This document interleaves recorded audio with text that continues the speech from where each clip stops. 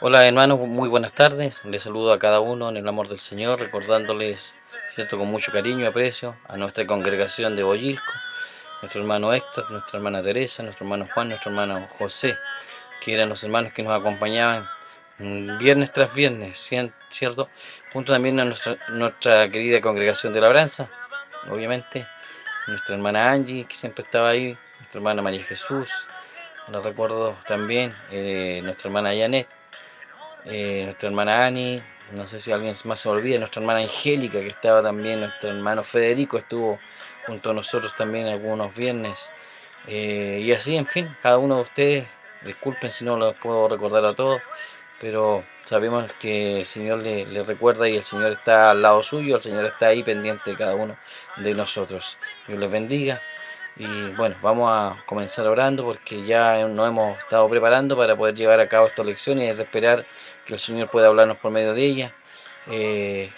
Yo siempre lo digo, es un privilegio poder estar en estos estudios, es un privilegio que tiene el Hijo de Dios y un cristiano, y no tan solo nosotros, sino que para todos aquellos que quieran escuchar son bienvenidos, y un privilegio de parte del Señor que nos da esta bendición enorme de poder atender la Escritura. Vamos a comenzar orando ya en el capítulo 3 para que podamos ir recordando. Va a ser extenso un poquito, vamos a tratar de terminar y esperamos que el tiempo no alcance. La lección número 5, vamos a continuar, vamos a comenzar también orando. Padre, gracias Señor te damos por este tiempo, gracias Señor porque tú nos regalas esta maravillosa opción, nos regalas esta maravillosa oportunidad, Señor, de poder estudiar tu palabra, de poder, Señor, poder llevarla a cabo, de poder analizarla, escudriñarla. Gracias, Señor, porque son maravillosos momentos, tiempos, regalos. Infinitas gracias, Señor, por tu gran amor, tu misericordia. Danos entendimiento, conocimiento, sabiduría. Ábrenos, Señor, nuestra mente, nuestro corazón. Padre, permite, Señor, que esta palabra pueda llegar a muchos lugares, Señor. No tan solo lo que uno diga, ni cómo lo diga, sino que lo más importante son las escrituras. Las personas, Señor, solamente somos herramientas, Señor. Gracias, Padre. Gracias, Señor. También pedimos perdón, Señor, por toda nuestra infidelidad. Pedimos perdón, Señor, por nuestras faltas y nuestros pecados. Señor, queremos que tú puedas limpiarnos de todo mal, para poder también santificarnos cada día. Gracias, Señor, en el nombre de Cristo Jesús. Amén y amén. Bueno, vamos a dar comienzo a esta maravillosa y apasionante lectura, apasionante estudio, lección, ¿cierto? Y tienen su Biblia a mano, yo me imagino, ¿cierto? Ahí junto a mí para poder llevar a cabo este análisis, ¿cierto? Como decíamos, en el capítulo 3 habla de, también este capítulo es muy profundo, habla también de la elección de los 12 apóstoles, y no sé si nos dé el tiempo para poder terminar todo el capítulo. Yo creo que quizás lo vamos a dejar en dos partes. Bien, voy a dar lectura en el amor del Señor. Dice, capítulo 3, versículo del 1 en adelante. Otra vez entró Jesús en la sinagoga y había allí un hombre que tenía seca una mano, y le echaban para ver si en el día de reposo le sanaría, a fin de poder acusarle. Entonces dijo al hombre que tenía la mano seca, levántate y ponte en medio.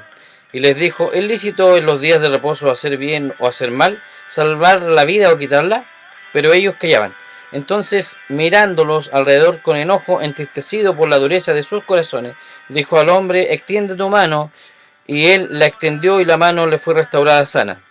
Y salidos los fariseos tomaron consejo con los herodianos contra él para destruirle. Mas Jesús se retiró al mar con sus discípulos y le siguió gran multitud de Galilea y de Judea, de Jerusalén, de Idumea, del otro lado del Jordán y de los alrededores de Tiro y de Sidón. Oyendo cuán grandes cosas hacía, grandes multitudes vinieron a él. Y dijo a sus discípulos que le tuviesen siempre lista la barca, a causa del gentío, para que no le oprimiesen, porque había sanado a muchos, de manera que por tocarle, cuantos tenían plagas caían sobre él. Y los espíritus inmundos, al verle, se postraban delante de él y daban voces diciendo: tú eres el Hijo de Dios. Mas él les reprendía mucho para que no le descubriesen. Después subió al monte y llamó así a los que él quiso y vinieron a él, y estableció a 12 para que estuviesen con él y para enviarlos a predicar, y que tuviesen autoridad para sanar enfermedades, para echar fuera demonios. A Simón, a quien puso por sobrenombre Pedro, a Jacobo, hijo de Zebedeo, y a Juan, hermano de Jacobo, a quienes apellidó Boanerges, este es hijos del trueno, a Andrés, Felipe, Bartolomé, Mateo, Tomás, Jacobo, hijo de Alfeo, Tadeo, Simón el cananista y Judas Iscariote, el que le entregó, y vinieron a casa, y se agolpó de nuevo a la gente, de modo que ellos ni aún podían comer pan. Cuando lo oyeron los suyos, vinieron para prenderle, porque decían: está fuera de sí. Pero los escribas que habían venido de Jerusalén decían que tenía a Beelzebú, y que por el príncipe de los demonios echaba fuera los demonios. Y habiéndolos llamado, les decían parábolas: ¿cómo puede Satanás echar fuera a Satanás? Si un reino está dividido contra sí mismo, tal reino no puede permanecer. Y si una casa está dividida contra sí misma, tal casa no puede permanecer. Y si Satanás se levanta contra sí mismo y se divide, no puede permanecer, sino que ha llegado su fin. Ninguno puede entrar en la casa de un hombre fuerte y saquear sus bienes, si antes no le ata, y entonces podrá saquear su casa. De cierto os digo que todos los pecados serán perdonados a los hijos de los hombres, y las blasfemias cualesquiera que sean. Pero cualquiera que blasfeme contra el Espíritu Santo no tiene jamás perdón, sino que es reo de juicio eterno, porque ellos habían dicho: tiene espíritu inmundo. Amén. Bien, yo creo que hasta el 30, o seguimos hasta el 35, ¿qué dicen ustedes? Vamos a terminar el 35. Vienen después sus hermanos y su madre, y quedándose afuera enviaron a llamarle, y la gente estaba sentada alrededor de él. Le dijo: tu madre y tus hermanos están afuera y te buscan. Él le respondió diciendo: ¿quién es mi madre y mis hermanos? Y mirando a los que estaban sentados alrededor de él, dijo: he aquí mi madre y mis hermanos, porque todo aquel que hace la voluntad de Dios, ese es mi hermano y mi hermana y mi madre. Amén. Leímos al final todo el capítulo 3 de Marcos. ¿Ya? Vamos a ir entonces a dejar la Biblia ahí abierta para ir analizándola, para ir viendo cada versículo. Bien, vamos entonces a poder ir viendo versículo a versículo y relatando, y podamos ir analizando también. Entonces, importante recordar que al término del capítulo 2, no sé si usted se recuerda eso, estaba la discusión sobre el día de reposo que provocó una ruptura final entre Jesús y los jefes religiosos. Y el capítulo 3 no es tan distinto al capítulo 2, ya que nos encontramos nuevamente, para variar, a los fariseos como antagonistas en cada caso, en cada paso que daba Jesús. Ahí estaban ellos, cada paso que daba Jesús, ahí estaban los fariseos detrás, ¿cierto? Así que eran los principales antagonistas, los principales enemigos de Jesús. Y es evidente que Jesús sanó a multitudes cuyos casos individuales pudieron ser registrados separadamente, como el de el hombre introducido en la casa a través del tejado. Y en su relato, por ejemplo, el escritor Marcos nos impresiona no por enfocar su microscopio sobre ciertos incidentes, sino por permitirnos mirar por el telescopio a las multitudes que Jesús sanó. Ello nos plantea preguntas sobre el número de personas que Jesús trató a nivel personal. Pero cualquier intento de calcular la cantidad sería solo una especulación, y obviamente Marcos pretende que creamos que el número fue muy amplio. Y en el versículo 2, leamos rápidamente, dice así: otra vez entró Jesús en una sinagoga, y había allí un hombre que tenía una mano seca, y le observaban para ver si le sanaba en el día de reposo, para poder acusarle. Y aquí surge la pregunta: ¿fue este hombre lisiado colocado allí intencionalmente? ¿Cree usted? Es una pregunta. ¿Cree usted que este hombre fue colocado allí intencionalmente? Bueno, muchos estudiosos dicen que, conociendo a los fariseos, con toda seguridad es que sí. Y el otro hecho es que había tenido lugar los campos sembrados durante el día de reposo, ¿cierto? En el lugar donde en un lugar secular no relacionado con la práctica de la religión. Sin embargo, aquí se trataba del día de reposo en la sinagoga, es decir, de un lugar sagrado. El Señor Jesús ya había estado sanando a multitudes de personas, así que sus adversarios sabían que si colocaban a aquel enfermo justamente en el camino que Jesús iba a recorrer, él le sanaría al entrar en la sinagoga. En realidad, su actitud fue todo un cumplido para el Señor Jesús. Ellos sabían que él era muy compasivo. El Señor Jesús es muy compasivo. Pero ellos lo que buscaban era, por supuesto, que, acusarlo para que porque había violado la ley, el día de reposo, sanando a aquel hombre en el día del reposo. Eso es lo que ellos buscaban. Así que el enfermo fue colocado posiblemente allí de manera intencional. Y además sus enemigos se encontraban allí. Se encontraban allí observándole, comenzando a vigilar y a vigilarle, y por si podían encontrar una excusa, por débil que fuese, que les permitiese presentar cargos contra él.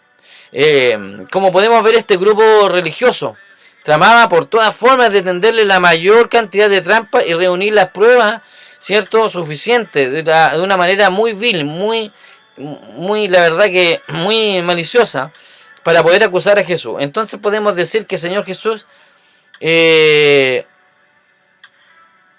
el Señor Jesús, a ellos además, que Jesús, por ejemplo, no se daba cuenta, ¿ya? Ellos creían que el Señor Jesús no se daba cuenta, pero ellos estaban muy equivocados, pues Jesús conocía muy bien sus intenciones y lo que pensaban en sus corazones llenos de ¿qué? De envidia, egoísmo, hipocresía, ¿cierto? Y a Jesús no le importaba en lo más mínimo eso, pues de lo contrario no hubiera realizado lo que nos relatan los versículos 3 y 4. Y dijo al hombre que tenía la mano seca, levántate y ponte aquí en medio. Entonces les dijo, ¿es lícito? Le pregunta a ellos, ¿es lícito en el día de reposo hacer bien o hacer mal? ¿Salvar una vida o matar? Pero ellos, ¿qué hacían? Guardaban silencio. Ellos guardaban silencio y Jesús les hizo colocarse en un lugar destacado. Otro detalle es que ellos no respondieron a su pregunta y habían aprendido a guardar silencio y a no responderle, porque siempre que lo habían hecho, que había sucedido, Jesús los había desenmascarado. Los había desenmascarado abiertamente en público. Y el versículo 5 continúa describiendo detalladamente lo que hizo Jesús. Y dice, mirándolos en torno con enojo, entristecido por la dureza de sus corazones, dijo al hombre, extiende tu mano, y él la extendió y su mano quedó sana. En este caso el Señor rompió una serie de tradiciones impuestas por sus enemigos y se concentró en la esencia del propósito de Dios. Y ellos no le respondieron, porque eso les hubiera implicado delatarse a sí mismos. Observemos que el Señor Jesús miró con enojo a los que le rodeaban. Fijemos bien en nuestra memoria el hecho de que Jesús pueda enfadarse. El doctor Graham ha observado que la palabra enojo en el original griego se encuentra en el tiempo aoristo, con una connotación de enojo momentáneo. La palabra griega entristecido está en el tiempo presente con el sentido de una tristeza continua. Así que cuando en este pasaje se nos dice que él miró a su alrededor con enojo, se refiere a que les miró con un destello de enojo, no con un resentimiento ni con un rencor premeditado que llevase dentro de él. Él siempre evidenció una tremenda tristeza debido a la dureza de sus corazones. Y así fue como Jesús sanó a aquel hombre en el día de reposo, porque en ese día había sido hecho para beneficio del ser humano y porque él era el Señor del día del reposo. Como dijimos anteriormente, este hecho del capítulo 2, que fue la última parte, precipitaron la ruptura con los líderes religiosos. Continuamos leyendo este relato y en el versículo 6 dice que pero cuando los fariseos salieron, enseguida comenzaron a tramar con los herodianos. Los herodianos, ¿quiénes eran ellos? Eran los seguidores de Herodes. Entonces comenzaron a tramar con los herodianos en contra de Jesús para ver cómo podían destruirle. ¿Cómo podían destruirle? ¿Con qué afán este grupo? ¿Con qué afán, cierto? ¿Con qué maldad tramaban todas estas cosas? Y aquí nos podemos hacer una reflexión. Yo espero que usted también haga una reflexión en sus casas. Yo hice una personal y como resultado de estos dos hechos, aquellos verdaderos personas que llevaban mucho odio, le siguieron las huellas de Jesús y no se darían por vencidos, ¿cierto? Hasta que fijaran sus brazos en la cruz. Y este fue el comienzo de un plan oscuro y malvado para matarle a Jesús. Y podemos reflexionar que acerca de estos personajes eran muy despiadados, que solo buscaban acabar con Jesús de una manera tan miserable. Esta gente que no les interesaba en absoluto la vida de los demás, ni la sanidad, ni los milagros y salvación que Jesús les había brindado a muchas personas, en las cuales ellos nunca lo hubieran podido dar, ¿cierto?, a esa gente que se encontraba sin esperanza. Sino que la pequeñez, miren, la pequeñez de sus corazones evidenciaba la clase de personas que eran.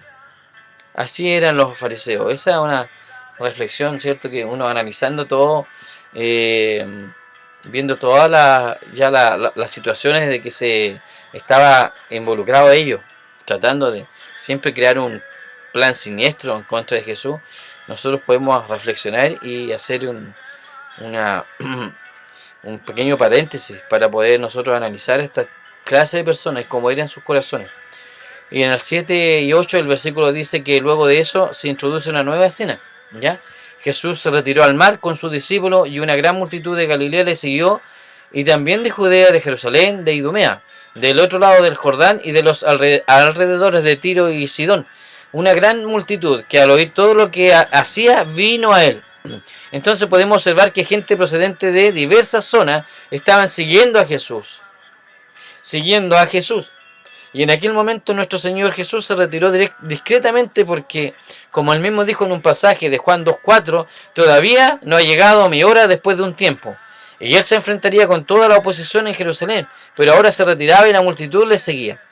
Si toma nota usted de los lugares aquí mencionados y los ve en un mapa, verá que abarcan a toda una amplia zona. De todas aquellas localidades las personas acudían a escuchar al Señor Jesucristo. Y hoy en nuestros tiempos cuesta tanto que la gente se reúna para escuchar palabra de Dios. Pues si no fuera por este famoso virus, ¿cierto? La gente lo más probable es que estaría hoy día en conciertos, en cine, lo más seguro estaría en teatro, para escuchar cómo el hombre se pone delante de Dios. Es la realidad hoy día que ocurre, hermano, es la realidad. ¿Cuánto tiempo le damos a las cosas del mundo? ¿Cuánta dedicación le damos a las cosas, cierto? ¿Cuántas personas hoy día llenan, repletan estadios, teatros, cine? Porque están vacíos, pero no ponen atención a la palabra de Dios. Pero aquí dice que muchas multitudes se reunían y buscaban a Jesucristo. Eso hoy día nos falta, hermano, buscar a Jesucristo. En ese momento él se enfrentaba con otro peligro, y esta vez no era debido a los dirigentes religiosos, porque estos tenían temor a la multitud. El peligro consistía en que estas personas oprimían y agobiaban a Jesús, ¿cierto? Esta era una inmensa muchedumbre. Así que lo que observamos aquí, lo que hizo Jesús en el versículo 9 y 10, dijo a sus discípulos que le tuvieran siempre lista una barca por causa de la multitud, para que no le oprimieran, porque había sanado ¿a quién? A muchos, de manera que todos los que tenían aflicciones se le echaban encima para tocarle. Las multitudes no solo lo oprimían, sino que le ponían en peligro. Entonces le presionaban, ¿cierto? Lo apretaban por todas partes. Y se nos dice que sanó a muchas personas. Y los evangelios nos relatan solamente algunos casos de sanidad. Pero fueron numerosos milagros el que él realizó. Y la desesperación de aquel pueblo, lo cual nos recuerda la realidad de la familia humana, a la que todos pertenecemos, a una familia muy necesitada. Nosotros somos muy necesitados de Cristo.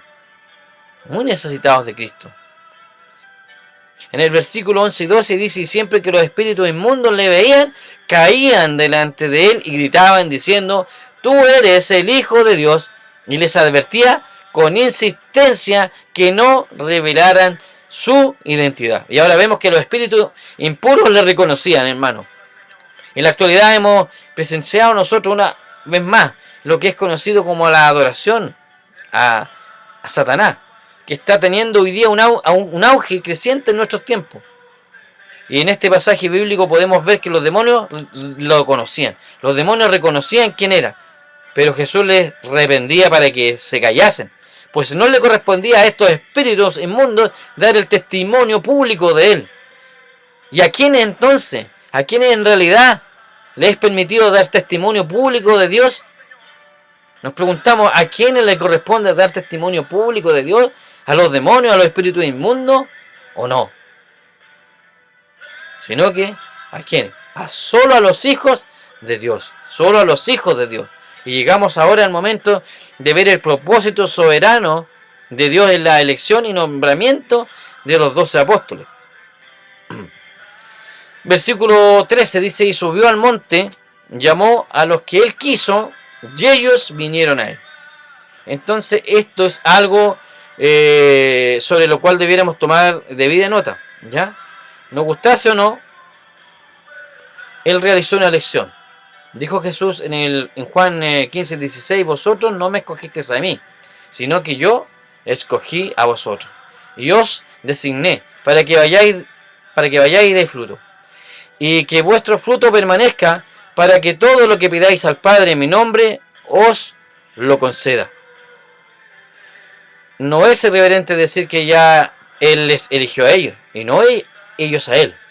Él es responsable por ello. Saber esto constituye un verdadero consuelo. Dios te ha salvado, ha comenzado en ti una obra buena, y va a permanecer unido a ti, y ha de cuidarte. Este es el significado y las implicaciones. En este pasaje bíblico, cuando Él les llamó, respondieron a ¿qué? A su invitación.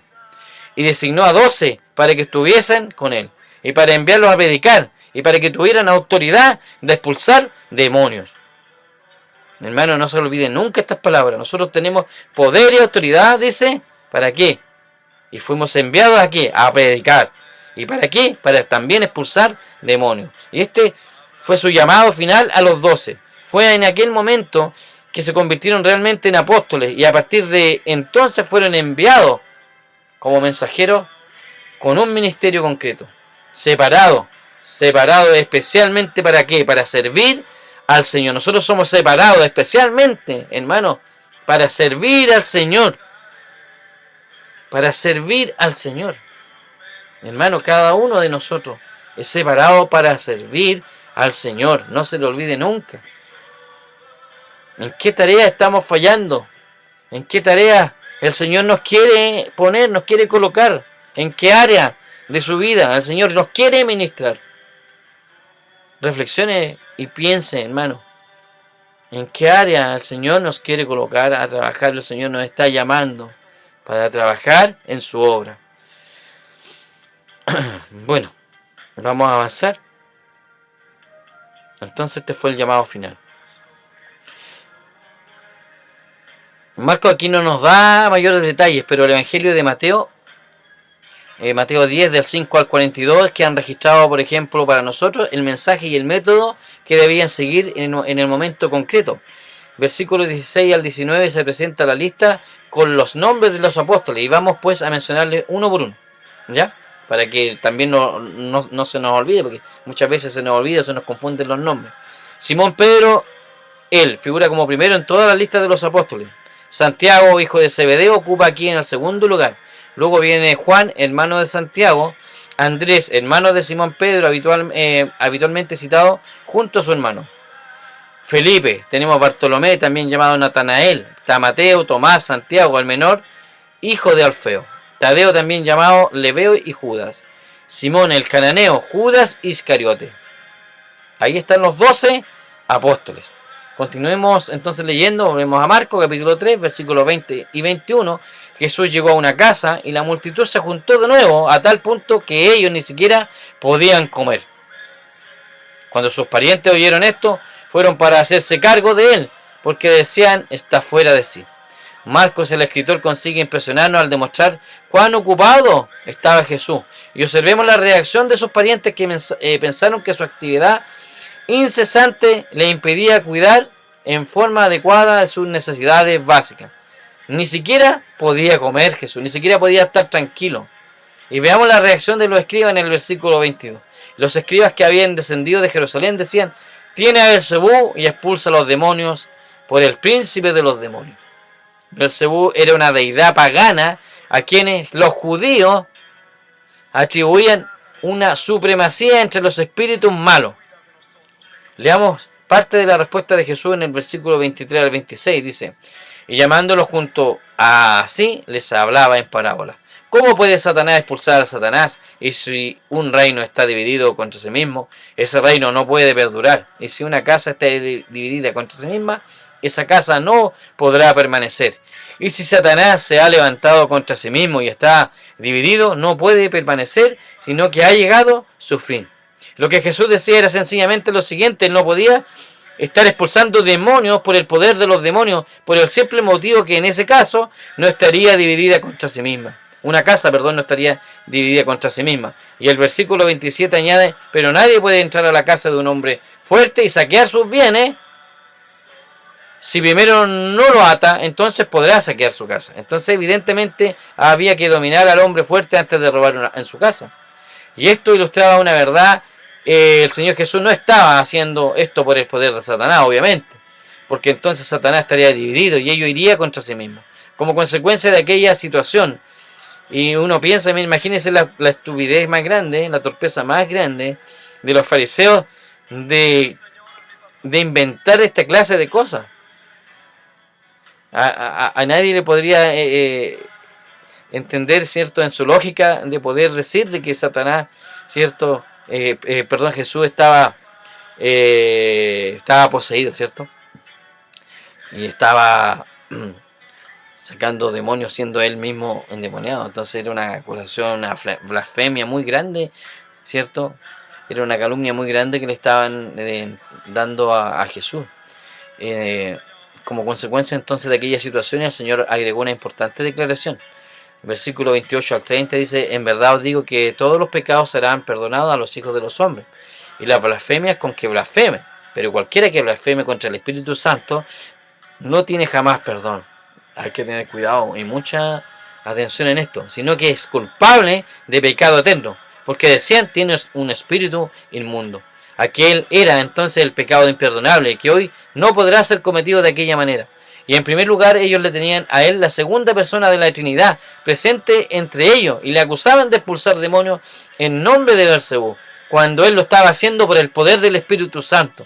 Así que realmente estaban rechazando las obras de dos personas de la Trinidad, el testimonio del Hijo de Dios y el testimonio del Espíritu Santo.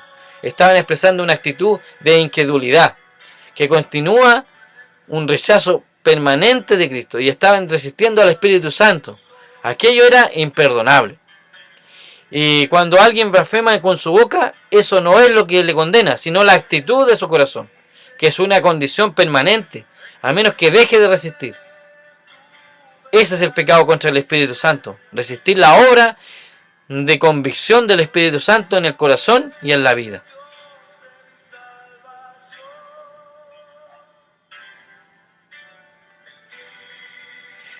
Pensé que me iba a tomar mucho más tiempo el poder analizar esto. La verdad que no sé, ni he tomado ni considerado el tiempo. La idea es que siempre yo trato también de ir acortando la hora, ¿cierto? Los minutos también, para que sea también una lección muy dinámica, que tratar de hacerlo de esa forma y poder avanzar también. Y el versículo 31 al 35 dice: entonces llegaron su madre y sus hermanos, quedándose afuera. Le mandaron llamar, y había una multitud sentada alrededor de él, y le dijeron: he aquí tu madre y tus hermanos están fuera y te buscan. Respondiéndole, él le dijo: ¿quiénes son mi madre y mis hermanos? Mirándolo y mirando en torno a los que estaban sentados en el círculo a su alrededor, dijo: he aquí mi madre y mis hermanos, porque cualquiera que hace la voluntad de Dios, ese es mi hermano y mi hermana y mi madre. Es que cualquiera que esté unido a Cristo es una posición más cercana que la que tenían entonces su madre y sus hermanos. Porque lo importante es estar debidamente relacionado con Dios. ¿Por medio de qué? De Jesucristo. Habiendo recibido a Cristo como Salvador. Si lo hace, tendrá el pleno derecho a ser hijo de Dios. Ese paso de fe te llevará, estimado hermano, a tener una relación con Dios maravillosamente cercana e íntima. Amén. Hermanos, qué precioso, ¿cierto? Que poder garantizar, que el Señor Jesucristo nos garantice que nosotros somos sus hijos. No sé si usted ha pensado, lo ha meditado, pero esa relación con Dios por medio de Jesucristo, reconociendo al Señor como nuestro Salvador, nos hace tener el pleno derecho de ser llamados hijos de Dios. Amén. Este es el mayor paso de fe, en la cual el Señor nos invita hoy día. Amén.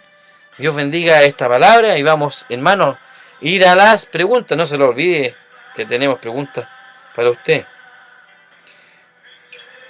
No se lo olvide que tenemos preguntas para usted, para que usted las pueda responder en su casa. Y analizar y reflexionar y pensar acerca de esto. Primera pregunta. ¿Cómo debemos reconocer nuestros límites para evitar el desgaste físico y anímico? ¿Cuál es lo más conveniente cuando la actividad nos desequilibra emocionalmente? De todo lo que aprendí de este pasaje, ¿qué puedo aplicar a mi vida? ¿Cómo lo puedo aplicar? ¿Para qué fueron llamados los discípulos de Jesús? ¿Se recuerda? ¿En qué consiste el llamado de la iglesia de hoy? ¿Qué observa en la lista de los 12 apóstoles? ¿Qué testimonio de gracia de Jesucristo hay en nuestras vidas? ¿Qué puedo aplicar a mi vida? De todo lo que aprendí, ¿qué puedo aplicar a mi vida? Y las últimas preguntas.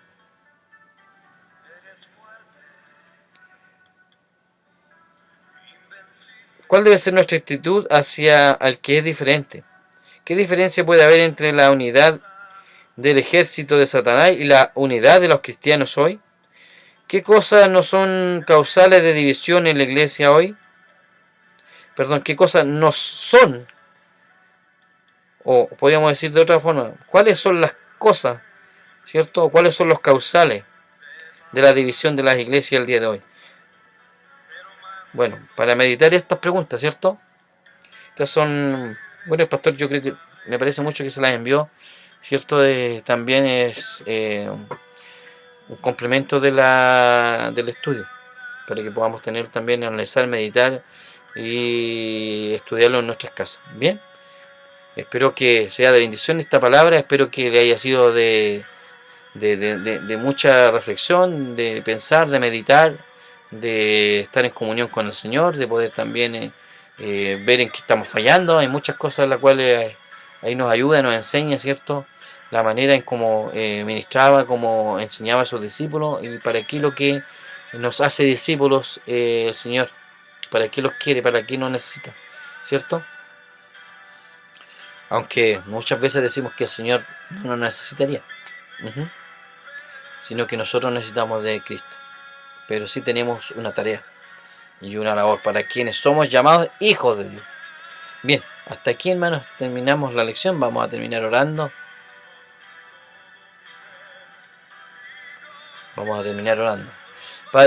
Padre eterno, Padre glorioso, Padre bueno, lleno de amor, de misericordia.